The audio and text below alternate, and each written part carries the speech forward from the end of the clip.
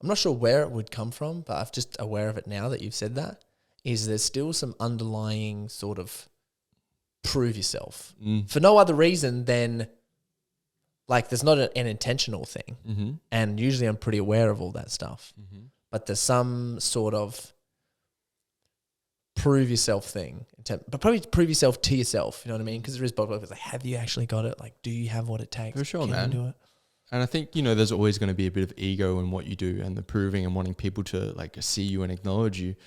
But realizing it's like you don't need to actually prove yourself to anyone. You just need to acknowledge yourself. It's seeing yourself. Yeah. Which is exactly what I just did then. Right. You just goddamn mirrored me. Yeah. Thanks. Yeah. Man. You don't need anyone's validation to know that you're having a huge impact in the world. You don't need Tony Robbins to come down like, man, Corey, you're doing such an awesome job. David Data on my podcast. That'll really validate you, right? You got me on your podcast. Yeah. So true, man. But yeah, when you acknowledge yourself, there's no proving because you're like, I know who I am. I know how I serve. I'm love, right?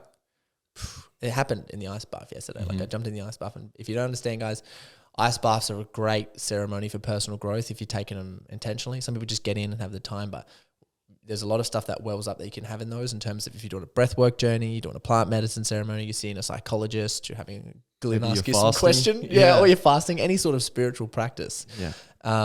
Ice baths in the cold is definitely one. We get in some pretty cold ice baths and stay in there. And even yesterday I felt like something kind of like, oh, why am I emotional in the ice bath right now? And that hasn't really happened to me before. I know it's happened to you. But I haven't really felt that before. And I knew there was something yesterday and I was like, something's coming up. Remember when I said that? I was like, you can feel it in the waters. And yes, it was a full moon, but that wasn't why you were emotional. Right? I think, recognize, actually, you know, the emotional waters in my body are actually the tide's coming in and it's time to actually be present to that. And, you know, if anyone takes away anything from this podcast, let it be that, you know, your intention with everything is what determines the way you experience it.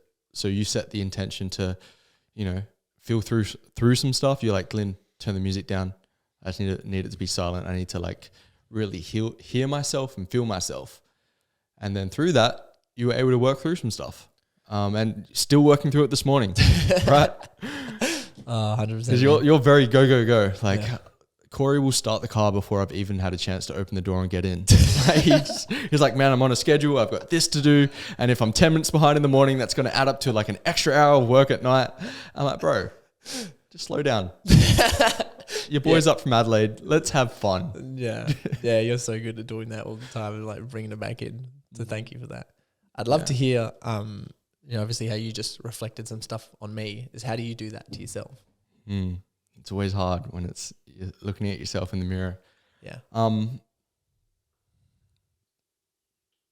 don't know. My ego's pretty good at like hiding out, right? So like, you know, I have this reflected back by my girlfriend. It's like I'm always being the strong one for other people and holding it together and allowing myself to have my process when no one's around. Yeah. You saw. Oh wow, right? She got like, you good there. Yeah, you always have your process. Like in terms of my process, I like ring you straight away for any of the stuff when it's super hectic. I'm like, but maybe I should ring you to celebrate some more as well. Like, goddamn, on the other end, I should be doing that for sure. Glenn's the best celebrator.